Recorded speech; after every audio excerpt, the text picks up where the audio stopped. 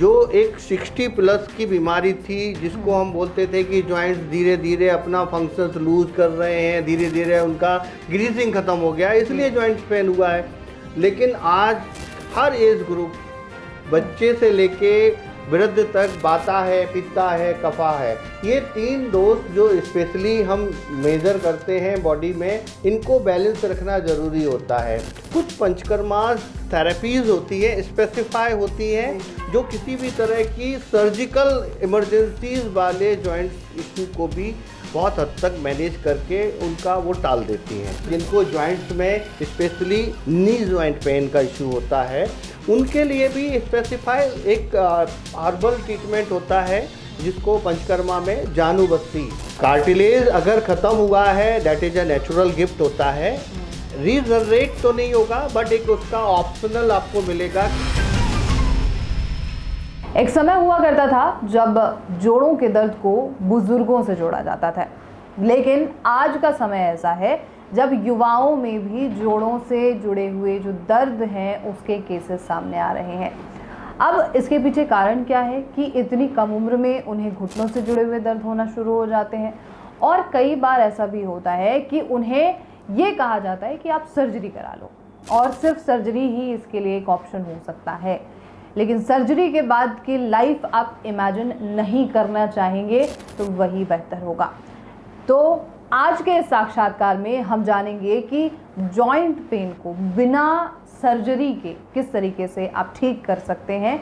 चलिए इसको जानने की कोशिश करते हैं। और अभी हम मौजूद हैं कर्मा आयुर्वेदा में, और मेरे साथ मौजूद हैं डॉक्टर दीपक, जो कि कर्मा आयुर्वेदा में एक्सपर्ट हैं और साथ में 22 सालों से अधिक का वो अनुभव रखते हैं। बहुत स्वागत है आपका डॉक्टर दीपक सर, और थैंक यू सो मच। और अभी तक में हमने इससे पहले जो चर्चा की थी वो तो सिर्फ लिवर को लेकर ख़ास तौर पे थी। अब जॉइंट पेन पर बात कर रहे हैं कि मरीज़ जब आते हैं, आजकल युवा मरीज़ भी होने लग गए हैं जिन्हें घुटनों में से जुड़े हुए या जॉइंट से जुड़ी हुई दिक्कतें हो रही हैं, तो ये क्यों बढ़ रही है? इसके पीछे का कारण क्या हो सकता है?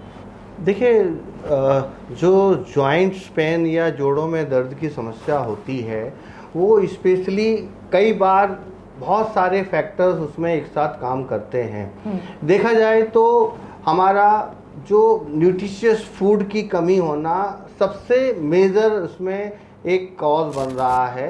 बच्चे शुरुआत से इस तरह का डाइट अपने को फॉलो करते हैं, लेते हैं, किसी तरह का उसमें न्यूट्रिशियस कंटेंट या विटामिन, कैल्शियम, ये सारा कुछ नहीं होता है।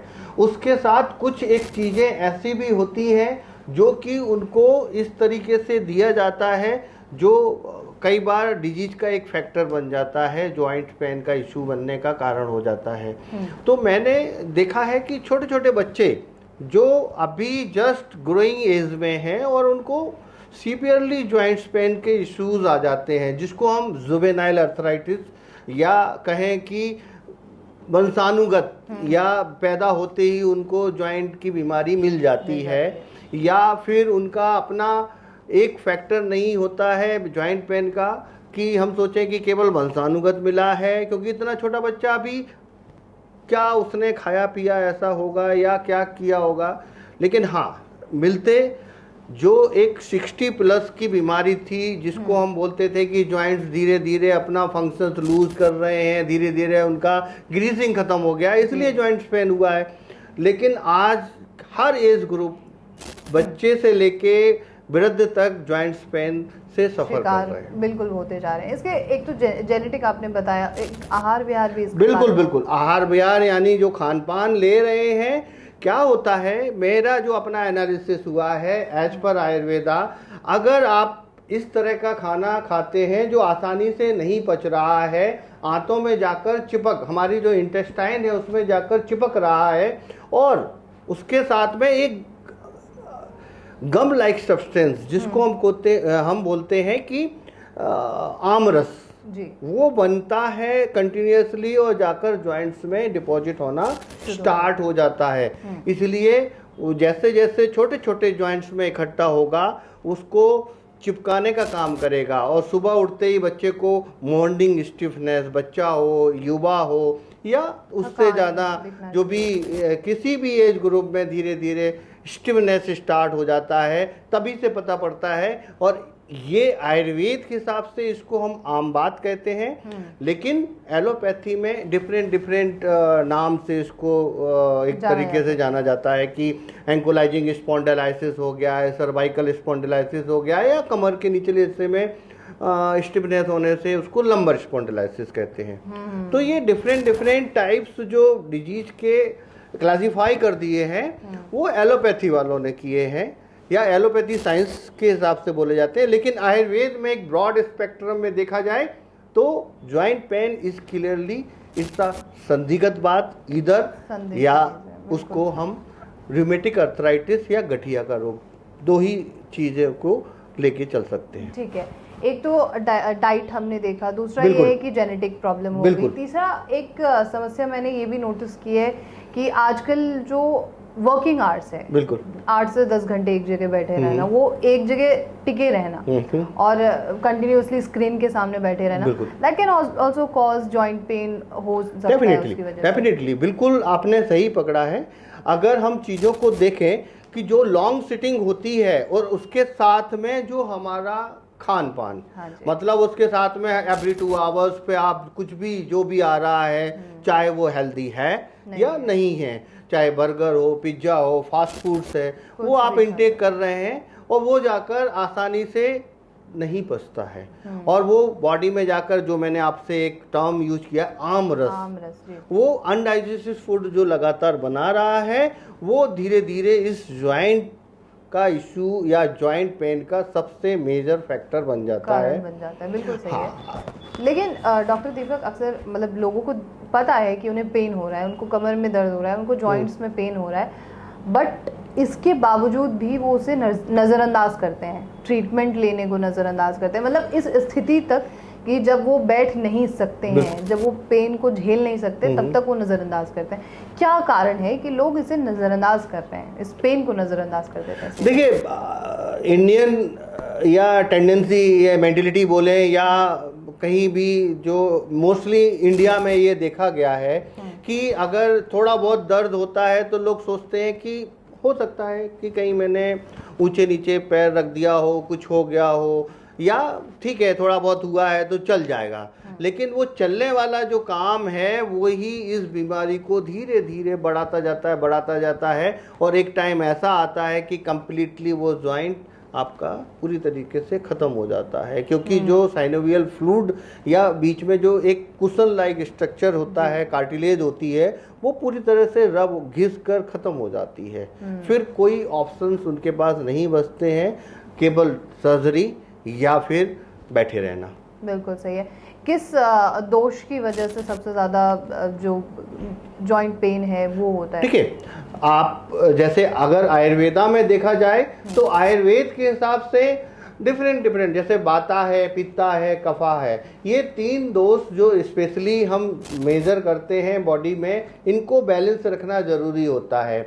अब जॉइंट पेन का जैसे मैंने बताया है, प्योरली एक तरह का जो होता है वो वातज होता है, जिसको हम नॉर्मली संधिगत वात यानी ऑस्टियोआर्थराइटिस कहते हैं।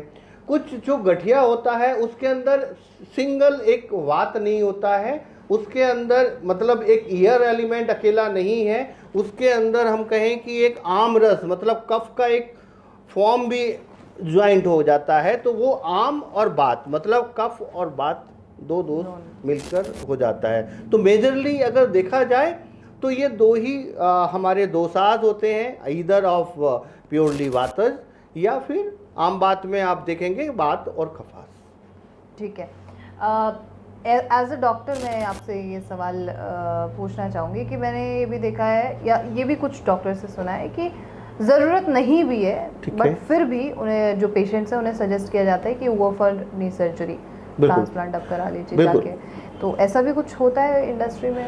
नहीं, बिल्कुल होता है। देखिए, एवरीथिंग पॉसिबल हो, जो भी एक मेडिकल लाइन में सब कुछ है, जिनको ज़रूरत है उनको भी एडवाइज कर देते हैं, और भी बहुत सारे फैक्टर्स होते हैं। बट मेरे अपना एक्सपीरियंस ये कहता है कि जब तक ऐसा ज़रूरत ना हो कि आप बिल्कुल बैठ जाएं, या उसमें अगर आपके जॉइंट्स को फिर से फ्लेक्सिबल बनाने के चांसेस हैं, तो आप go for other options, Alternatives, right. Other options उस पर जाएं। लाइक आयुर्वेदा में बहुत अच्छे प्रोसीजर्स होते हैं जिसमें इवन सर्जिकल, लाइक चाहे वो स्लिप डिस्क हो, सर्वाइकल स्पॉन्डिलाइसिस हो, एंकुलाइजिंग स्पॉन्डिलाइसिस, इन सब में मेरा अपना जो एक्सपीरियंस नंबर ऑफ पेशेंट्स का है बहुत अच्छा है कि आयुर्वेदिक मेडिसिनल ट्रीटमेंट जिसमें औषधि के द्वारा हम मैनेज करते हैं, उसके साथ में जो डाइट प्रोटोकॉल या योगा मेडिटेशन के साथ में कुछ पंचकर्मास थेरेपीज होती है, स्पेसिफाई होती हैं, जो किसी भी तरह की सर्जिकल इमरजेंसीज वाले जॉइंट्स इशू को भी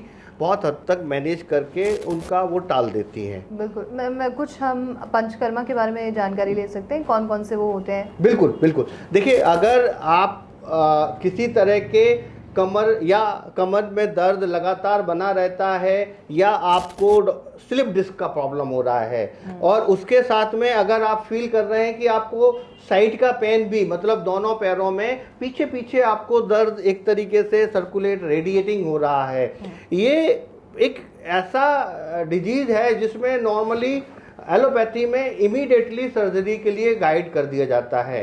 लेकिन मेरा अपना एक्सपीरियंस या मेरा अपना जो ओपिनियन है, मैं आप सभी लोगों से ये बताना चाहता हूँ कि ये आयुर्वेदा में इसका बहुत अच्छी तरीके से मैनेजमेंट है और इतना अच्छा है कि आपको किसी तरह की कोई सर्जरी की बिल्कुल भी ज़रूरत नहीं पड़ेगी। इसमें कुछ मैं आपको पंचकर्मा में स्पेसिफाइड ट्रीटमेंट होते हैं जिसको कटी बस्ती, एक वाइलेशन थेरेपी होती है जिसमें हम लोग specify flexibility of lumbar vertebra को बनाने में हेल्प करता है, जिससे धीरे धीरे आपका जो वर्टिब्रा है, लंबर वर्टिब्राज हैं, वो धीरे धीरे उनकी फ्लेक्सिबिलिटी बढ़ती जाती है और जो में नर्व के ऊपर कंप्रेशन आ रहा है वो धीरे धीरे सबसाइड होता जाता है। उसके साथ में ये देखा जाता है कि जो एक पत्र पिंड स्वेद यानी पोटली मसाज है वो भी इफेक्टिवली बहुत अच्छा काम करता है। तो ये जो दो ट्रीटमेंट्स है ये भी आपको सर्जरी से बिल्कुल बचा सकते हैं, कटी बस्ती और पोटली, ये दो चीज़ें जो है बिल्कुल। और नॉर्मली मैं और थोड़ा सा आपको बताना चाहूँगा, जिनको जॉइंट्स में स्पेशली नी जॉइंट पेन का इशू होता है उनके लिए भी स्पेसिफाई एक हर्बल ट्रीटमेंट होता है जिसको पंचकर्मा में जानू बस्ती यानी नी थेरेपीज जो स्पेसिफाई होता है, जिसमें जॉइंट्स का फ्लेक्सिबिलिटी बनाने में बहुत अच्छा काम करता है। तो जो अगर पेशेंट ऐसा विलिंग है कि सर्जरी नहीं कराना है या नी जॉइंट ट्रांसप्लांट नहीं कराना है, तो वो एक उनके लिए बहुत अच्छा ऑप्शन हो सकता है पंचकर्मा के थ्रू इसको टालने का। बिल्कुल सही। डॉक्टर दीपक, जब पेशेंट सर्जरी करा लेता है तो उसकी क्वालिटी ऑफ लाइफ कुछ समय के बाद जो है वो धीरे धीरे सुधरना शुरू हो जाती है। लेकिन अगर कोई पेशेंट जिसे पेन है जो आयुर्वेद का ट्रीटमेंट ले रहा है, उसकी क्वालिटी ऑफ लाइफ कितने समय तक सुधर जाएगी प्रॉपर तरीके से? देखिए, अगर अच्छी तरीके से एक ट्रेंड थेरेपिस्ट या एक फिजिशियन, आयुर्वेदिक फिजिशियन से ट्रीटमेंट लिया है तो आई थिंक अगर एक बार उनको इम्प्रूवमेंट आना स्टार्ट होगा तो वो लाइफ लॉन्ग तक रहेगा। बार बार उनको इस तरह के जॉइंट के इशू से सफ़र नहीं करना पड़ेगा, क्योंकि ठीक है आयुर्वेदिक जो ट्रीटमेंट है, थेरेपीज़ हैं, वो थोड़ा स्लोली वर्किंग है, बट मेरा ये मानना है कि वो रूट कॉज पे काम करके आपको डिजीज को कंप्लीटली क्योर करने के साथ में मैनेज करते हैं। ओके। अगर जो पेन है वो गाउट की वजह से, ऑटो इम्यून की वजह से या आर्थराइटिस की वजह से, तो भी आयुर्वेद इसमें हेल्प कर सकता है? बिल्कुल करेगा। देखिए, कुछ ऑटो इम्यून डिसऑर्डर्स होते हैं लाइक जैसे रूमेटिक आर्थराइटिस जिसको मैंने बोला है गठिया। एज पर allopathy it is purely auto immune, मतलब आपका, मैं आपको एक्सप्लेन करूंगा कि ऑटो इम्यून का मतलब, अपने दर्शकों को भी बताऊंगा कि अगर ऑटो इम्यून का मतलब ये होता है कि आपका अपना रोगों से लड़ने की जो क्षमता है वो आपके अपने जॉइंट्स को खराब कर रही है, अपनी ही इम्यूनिटी आपके अपने जॉइंट्स को खराब कर रही है। अगर आयुर्वेद में एक ऐसा प्रोसीजर या ऐसा हर्ब्स और डाइट, योगा, मेडिटेशन होता है जो आपकी इम्यूनिटी को बैलेंस करता है, मतलब धीरे धीरे वो आपकी जो ऑटो इम्यूनिटी का जो फैक्टर है उसको थोड़ा सा स्लोली उसमें स्टेबलाइज करता है ताकि जॉइंट्स कम से कम उसमें आपके खराब हों। एक तो ये मैनेजमेंट होता है। दूसरा, आयुर्वेदिक औषधियाँ होती हैं जो धीरे धीरे आपके जॉइंट्स की फ्लेक्सिबिलिटी को भी बढ़ाने में हेल्प करती हैं। तो इस तरह से एक जो रूमेटिक आर्थराइटिस, एक ऑटो इम्यून डिसऑर्डर एज पर एलोपैथी है वो मैनेजमेंट में बहुत अच्छा आयुर्वेद के थ्रू आपको मिल सकता है। और कार्टिलेज जनरेशन हो सकता है अगर किसी भी बुजुर्ग का, मतलब किसी भी व्यक्ति का अगर कार्टिलेज पूरी तरीके से खत्म हो जाए तो क्या उसे जनरेट? देखिए कार्टिलेज अगर खत्म हुआ है that is a natural gift होता है, रीजनरेट तो नहीं होगा बट एक उसका ऑप्शनल आपको मिलेगा कि जो मैंने आपको बोला है कि एक जानुबस्ती एक प्रोसीजर होता है जिसमें एक ऑयल का एक पतला लेयर दोनों जॉइंट दोनों हड्डियों के बीच में आ जाता है, जिससे एक सरफेस मिलने से दोनों जॉइंट्स इजीली अपना मूव करना स्टार्ट कर देते हैं। तो ये एक ऑप्शन है। आप कार्टिलेज रीजनरेट नहीं भी कर पाते हैं, आप अगर नी सर्जरी जाना है तो एक थर्ड ऑप्शन ये है कि पंचकर्मा के थ्रू उसको आप बना सकते हैं, एक सरफेस के रूप में यूज कर सकते हैं। ओके, बस आखिरी मेरा सवाल आपसे और है डॉक्टर दीपक कि कुछ मिथ्स होते हैं जो हर प्रॉब्लम के लिए आसपास है इंटरनेट पे या कहीं पर भी, तो जॉइंट पेन से जुड़ा हुआ कोई ऐसा मिथ जो अभी तक आपने पेशेंट के मुंह से सुना हो और आपने उन्हें बताया हो कि नहीं ऐसा तो नहीं होता? देखिए जॉइंट पेन के हिसाब से जो एक आजकल मिथ चलता है कि बहुत सारी चीज़ें हैं कि आप इस तरह का एक्सरसाइज करिए जो सोशल मीडिया में भी होते हैं। No doubt exercise is essential for any joints, flexibility को बढ़ाने में बहुत अच्छा हेल्प करता है, लेकिन ऐसा भी ना हो कि उस जॉइंट पर इतना वो जोर डाल दे कि वो जॉइंट ही आपके फ्रैक्चर हो जाए। तो थोड़ा सा इन चीज़ों पे ध्यान देना ज़रूरी है कि एज पर गाइडेंस जो है उसके अकॉर्डिंगली ही आप एक्सरसाइज पे जाएं। कुछ एक सप्लीमेंट्स होते हैं स्पेशली जो मैं आपसे बात करना चाहता हूं, जो स्पेशली मेंशन होते हैं सोशल मीडिया में कि ये लेने से आपके जॉइंट्स हमेशा सालों बरकरार रहेंगे। तो उनके अंदर कुछ स्टेरॉइड्स होते हैं जो आपकी किडनी, आपके लिवर और दूसरे ऑर्गन्स पर उसके साइड इफ़ेक्ट्स करते हैं। तो मैं आप सभी को ये ज़रूर हिदायत दूंगा कि जब भी इस तरह के कोई प्रोडक्ट या कुछ भी ऐसा कुछ मीडिया या सोशल मीडिया के थ्रू आप देखते हैं तो एक बार टैली ज़रूर कर लें, किसी कंसल्टेंट या आयुर्वेदिक फिजिशियन से सलाह ज़रूर ले लें। बिल्कुल, बहुत बहुत शुक्रिया आपका doctor Deepak, thank you so much sir. बिल्कुल। तो ये थी पूरी जानकारी जॉइंट पेन के बारे में, और अगर आपके मन में कोई सवाल हो तो वो आप पूछिए, और ऐसी तमाम खबरों के लिए आप नेशनल खबर के साथ बने रहिए।